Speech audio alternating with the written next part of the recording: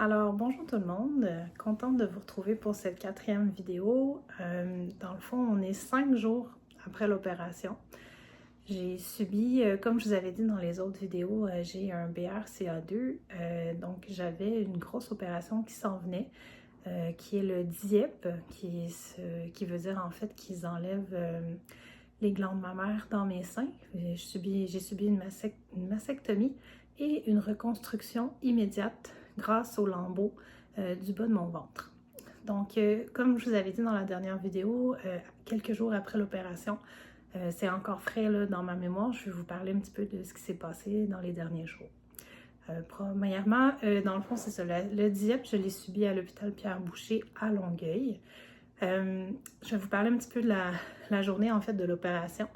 6h30 du matin, je dois me présenter chirurgie d'un jour. Ce n'était pas une chirurgie d'un jour, mais c'est le département où je devais me présenter. Avec mon copain, j'ai été pris en charge très rapidement. J'attendais en ligne avec une trentaine de personnes, puis on a mis mon nom pas mal dans les premiers. Ça me surprenait pas en fait, là, parce que il y a une infirmière qui m'avait déjà dit « porte un livre, ça peut être long avant qu'il t'appelle », mais j'avais un doute avec la longueur et la complexité de l'opération, que j'allais passer dans les premières. Donc, j'ai été en salle un peu, dans le fond, dans des lits avec des rideaux pour me préparer, me mettre en jaquette d'hôpital. J'étais avec mon copain, heureusement. Puis par la suite, ils sont venus me poser quelques questions, préparer, me dire qu'ils allaient venir me chercher dans une trentaine de minutes. Puis j'ai demandé si je pouvais y aller à pied. Donc, comme j'avais fait cet été. Ils m'ont dit oui, ce qui m'a permis de pouvoir me déplacer dans la petite salle d'attente juste à côté des salles d'opération. Puis j'ai pu y aller avec mon copain, ce qui a été pour moi super rassurant. Puis quelques minutes plus tard, il y a une femme qui est venue me chercher, probablement une infirmière là, qui allait assister ou une technicienne qui allait assister à l'opération. Donc, elle est venue me chercher, j'ai pu dire à mon copain, il devait être environ 8 heures, on va dire. Puis je suis entrée dans la salle d'opération. Ensuite, ils m'ont déshabillée. Le médecin est venu, un peu comme dans les films américains, les séries américaines, avec ses crayons. Le chirurgien est venu marquer mon corps pour me montrer un peu ce qu'il allait faire. Ou dans mon cas, plus me le réexpliquer. Mais j'en ai profité pour lui poser des questions. Ça m'a rassurée. Il m'a dit un peu les incisions qu'il allait faire. Puis j'étais quand même très très nerveuse, on s'entend. Donc il y a l'oncologue également qui est venu me voir pour savoir comment j'allais. Puis dans le fond, lui avait la partie pour enlever les glandes mammaires. Et le chirurgien, comme j'aime dire, faisait un thumbs up par la suite pour reprendre pour reprendre en fond la partie esthétique, pardon. Donc, prendre les lambeaux, la microchirurgie aussi, là, donc enlever les artères et reconnecter les artères au niveau de la poitrine et refermer le tout pour que ça soit aussi beau qu'avant. Donc, c'est ça. Donc, je vous remets en situation. J'étais avec les deux chirurgiens, les deux médecins. Puis, il y a également l'anesthésiste qui a commencé à me parler, qui a pris le lead là, pour m'endormir. Il m'a proposé, ça a probablement un nom, mais je l'ai oublié. Là. J'ai un bloc ou quelque chose comme ça. En tout cas, c'est des injections qu'il m'a proposé de faire avant de m'endormir. Je me suis placée un peu comme si on reçoit une épidurale lorsqu'on a un enfant, là, dans le fond, sur le bord de la table d'opération, le dos penché, la tête vers le bas. Puis une femme, une préposée qui est venue me parler pour me changer les idées. Ils m'ont injecté des antidouleurs qui, selon l'anesthésiste, ça allait durer un bon 16 heures. Donc, lorsque j'allais me réveiller de l'opération, j'allais être encore un peu sous l'effet des antidouleurs. Ça a marché, d'ailleurs. Puis, par la suite, ils m'ont injecté un relaxant musculaire. Puis, j'ai su là, par la suite, parce que moi, relaxant musculaire, je me dis, je vais juste être plus relax au niveau du corps, mais finalement, à l'intérieur, il y a probablement des produits un peu anesthésiants là, qui m'ont administré parce que j'ai commencé à perdre un peu la carte. J'étais encore assise, heureusement, la préposée me tenait. Puis je me souviens qu'ils m'ont recouché sur la table, et j'ai perdu la carte à partir de là. Je me souviens de rien. Il m'avait prévenu qu'il allait me réveiller dans la salle d'opération. Ça se peut, je crois que c'est ça qui est arrivé, mais malheureusement, je m'en souviens pas. On m'a déplacée tout de suite aux soins intensifs parce que la salle de réveil était fermée alors que mon opération s'est terminée. Puis les premiers souvenirs que j'ai, c'est dans la salle, dans ma chambre, aux soins intensifs, avec le docteur Hamelin, qui est mon chirurgien, qui m'a dit que tout s'était bien passé. Mon opération, si je calcule grosso modo que je suis rentrée vers 8 heures, j'ai peut-être pas été opérée à partir de 8, là, mais dans la salle, dans ma chambre, je crois qu'il était 19h ou 19h30 environ. Lorsque j'ai repris conscience, tout de suite, j'ai eu le réflexe de demander si c'était possible d'appeler mon conjoint pour lui dire que j'étais réveillée, que j'allais bien. Ils ont été gentils, ils m'ont passé un téléphone qu'ils ont tenu proche de mon oreille là, parce que je pouvais pas bouger. Fait que j'ai pu lui dire que j'allais bien. Donc, mon copain a pu venir me visiter.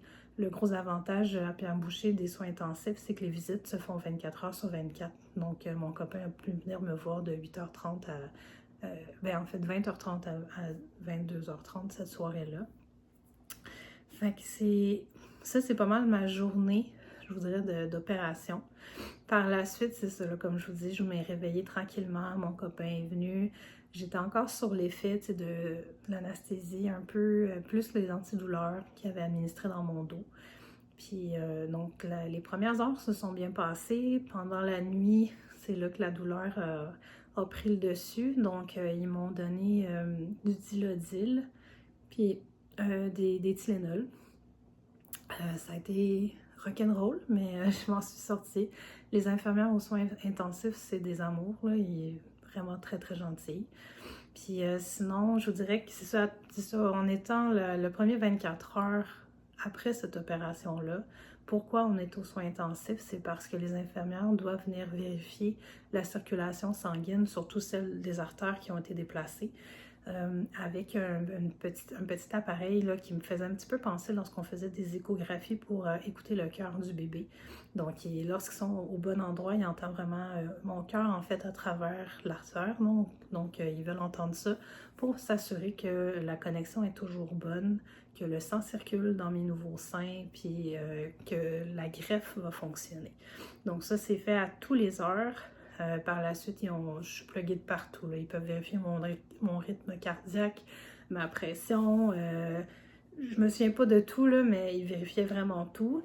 Puis j'avais aussi un pad chauffant sur au niveau de la poitrine pour que ça reste bien au chaud. Puis ça a été mon premier 24 heures. Puis j'étais à jeun aussi, parce que dans l'optique où il y a un problème, que je dois retourner en salle d'opération, mais ils voulaient que je reste à jeun. Ça n'a pas été facile, cette période-là, mais j'essaie de garder le moral. Je parlais avec les infirmières. Le lendemain matin, j'ai eu la visite de ma mère puis ma tante. Fait que c'est sûr, juste de changer les idées, ça faisait toute la différence, de parler avec les gens, etc. Puis le lendemain matin, c'est ça, le lendemain matin de mon opération, donc le mercredi, le médecin est venu me voir, le chirurgien, pour me donner un peu à chaque jour, il venait pour me donner un plan de match. Donc, c'était OK, aujourd'hui, dès que tu vas pouvoir, tu te lèves, tu vas aller sur le fauteuil, t'asseoir, puis quand ça va être correct, tu vas pouvoir aller te recoucher. C'est juste de bouger, parce que j'avais également des bas je sais pas si c'est rétention ou contention. En tout cas, il me faisait des pressions au niveau des jambes, puis ça permettait d'éviter les thromboses dû au fait que j'ai été très longtemps sur la table d'opération, puis que le fait que j'étais encore couchée. Donc, j'ai réussi à me lever le lendemain, à m'asseoir. C'est là qu'après j'ai eu ma visite. Puis j'ai mangé mes repas. Non, excusez, pas j'ai mangé des repas, j'en ai pas eu, mais juste le soir, oui, j'ai mangé mon repas, mon premier souper cette soirée-là dans mon fauteuil. Fait que sinon, un truc à quoi je repense également, c'est lorsqu'ils venaient vérifier ma circulation au niveau de mes seins. Ben, mes seins n'avaient pas de bandage, là, juste comme un petit qui couvrait. Donc, j'ai pu voir mes seins, voir les incisions. Comme je répétais, je crois que je l'avais déjà dit dans les autres vidéos, mais dans mon cas, j'ai gardé mes auréoles et mes mamelons. Mais certaines personnes qui les font enlever, c'est dans leur choix, leur discrétion. Donc, moi, je voulais voir ça ressemble. Je voulais pas trop voir au début, mais finalement, j'ai vu assez vite à quoi ça ressemblait. Puis pour vrai, si ça guérit bien, ça va. Si je suis chanceuse, ça va à peine paraître. Donc, je suis vraiment. Le chirurgien a fait vraiment un beau travail. Puis en passant au niveau du ventre, parce que j'ai aussi la partie du ventre qui c'est les lambeaux qui ont servi pour mes seins. J'avais un bandage, donc à ce niveau-là, je voyais pas. J'ai également des drains. J'en avais 4. J'en avais dans le fond, un chaque côté des seins, un chaque côté du ventre. Donc ça aussi, il fallait qu'éventuellement les infirmières le vident. Puis sinon, si je reviens au niveau de mes seins, oui, physiquement, je suis contente, ils vont bien guérir, ils vont être beaux. C'est sûr que j'ai plus de sensations vraiment. Du moins, c'est vraiment... C'est particulier à dire, là. Je vais voir au courant des jours, des semaines, des mois, peut-être des années, là, mais c'est ça. J'ai l'impression en ce moment que j'ai encore les sensations un peu sur le contour, mais pas dans le milieu, mais à voir comment ça va se développer. Je m'attends pas à avoir là, des sensations vraiment à 100% parce qu'en enlevant la glande, j'avais compris qu'il enlevait aussi les nerfs. Donc, c'est sûr que ça enlève des sensations.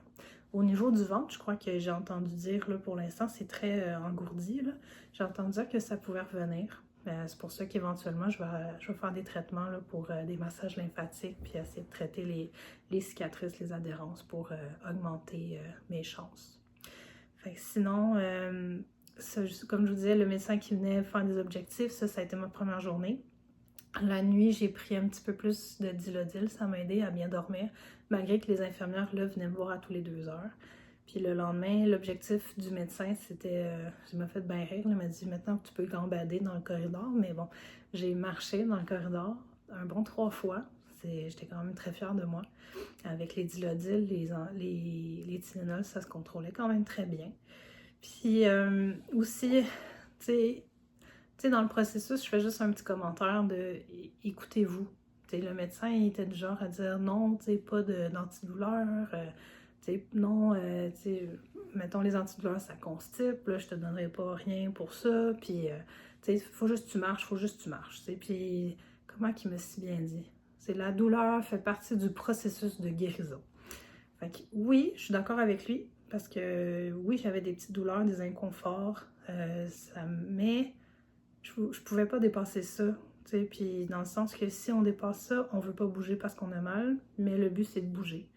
Puis j'ai parlé avec les infirmières beaucoup qui m'ont un peu justement sermonné là, sur oui, on écoute le médecin, mais on s'écoute aussi. Puis on respecte la douleur, faut pas que ça monte trop parce que c'est ça, sinon on peut pas évoluer, puis on peut pas marcher, puis c'est ça le but de l'exercice.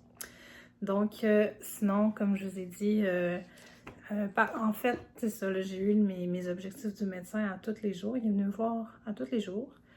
Au bout de la 2e journée, j'ai été déplacée dans un autre étage parce que j'avais plus besoin d'être observée à toutes les heures. Donc, ils m'ont transférée dans des chambres régulières. Puis, au bout de la 4e journée, j'étais déjà bien correcte, la 3e, puis la 4e, j'étais encore mieux. Je pense que ça faisait au moins 24 heures que j'avais pas pris d'antidouleur. Et depuis, là, je ne suis que sur les Tylenol extra forts. Puis, c'est ça, la 4e journée qui était ma journée de départ, donc hier, le médecin s'est présenté vers midi à peu près. Il m'avait prévenu, là, il était là pour enlever mes bandages au niveau de mon ventre, donc je pouvais voir mon ventre pour la première fois, et également mes drains au niveau des seins. Donc pour ceux qui vont passer à travers, moi j'avais un peu peur de ce moment-là. Ça a bien été, pour vrai. C'est sûr que j'ai pas encore eu les drains au niveau du ventre, mais au niveau des seins, comme je vous ai dit, j'ai plus vraiment de sensation. Donc à part que c'est un peu... C'est plus spécial ou désagréable que douloureux, je vous dirais. Il y a plus de serré d'un coup, d'un côté, l'autre, ça a un petit peu plus de résistance. Puis le bandage, j'ai même pas eu le temps de dire ouf, puis il l'avait déjà enlevé, là. C'était pas son premier, mettons. Fait que, il a fait ça très rapidement. Ensuite, il a donné ses directives à l'infirmière pour qu'elle remette un bandage au niveau de mon ventre, mais plus au niveau des drains seulement, puis au niveau de mon nombril. Parce que oui, j'ai un nouveau nombril. Puis c'est ça. Donc j'ai pu voir vite, mais c'est sûr que c'est des cicatrices. C'est un peu. Ça n'a pas été vraiment lavé depuis. Donc c'est désinfecté, mais il y a encore la croûte un peu là, de sang, etc. Mais ça semble très bien. Pour l'instant, je suis super contente. Puis sinon, c'est pas mal ça. Sinon, je suis revenue à la maison. depuis hier. En fait, j'ai un peu pu voir ma famille, mais là, je suis en rétablissement chez ma mère pour quelques jours. Ça me permet de vraiment relaxer. J'adore mes enfants, j'adore ma famille, mais c'est difficile, je me connais de juste hier, en allant à la maison, j'ai essayé de faire quelques petits trucs à gauche puis à droite, puis j'étais fatiguée. Donc là, d'être ici, j'ai juste du temps pour moi. Fait que c'est pas mal ça. Fait que c'est un petit peu ça, là, mon procédé à date, les 5 premiers jours après une opération, ben les 4 premiers jours après une opération DIEP, comment ça se passe. Puis, dans le fond, pour cette étape-là, je vais peut-être vous faire un upgrade dans soit les prochaines semaines ou les prochains mois, voir comment l'évolution de mon opération se passe. Ou peut-être après la prochaine rencontre qui est avec mon médecin chirurgien dans 1 semaine et demie, pour qu'il m'enlève les drains de mon ventre, puis que peut-être éventuellement, officiellement, enlève le reste de mes bandages pour que je vois vraiment mieux mon nombril, puis ma nouvelle cicatrice au niveau de mon ventre, qui est quand même assez grande, là, comme je vous dirais. J'avais jadis une cicatrice de césarienne qui était peut-être grosse comme ça, puis là maintenant j'ai à peu près gros comme ça. Donc c'est pas grave, je savais que ça faisait partie du lot. Puis ça fait en sorte que maintenant, il faudrait que je redemande au médecin le pourcentage officiel, mais j'étais à 80% de chance d'avoir un cancer du sein. Puis ben maintenant, je pense qu'il est à peu près à 5%. Fait que sincèrement, je suis vraiment contente. Pourquoi le 5% en passant? C'est parce que j'ai gardé mes mamelons. Fait que c'est pour ça qu'il y a certaines filles qui décident de l'enlever. Fait que une autre étape qui sera vraiment pas cette année, dans plusieurs années, je me ferai enlever les ovaires également. D'ici là, je vais avoir des suivis. Mais sinon, c'est un petit peu ça, les petites vidéos. J'espère sincèrement que ces petites vidéos-là, comme j'ai dit au début de la première, si ça peut aider 4 ou 5 personnes à les éclairer, à leur faire apprendre un peu c'est quoi le BRCA2, c'est quoi les solutions, les choses qu'on peut faire lorsqu'on a cette mauvaise nouvelle-là. Puis il faut voir le positif dans tout. J'ai été pris en charge super rapidement. Tous les gens du système médical, je leur dis merci. Ça a super bien été, super gentil, professionnel. Puis il y a des solutions. Puis c'est ça. Fait que dans le fond, je pense que c'est ça. Ma conclusion, ça serait de rester positive malgré tout. Puis je vous redonne les nouvelles d'ici quelques semaines peut-être pour la suite des choses. Merci beaucoup. Au revoir.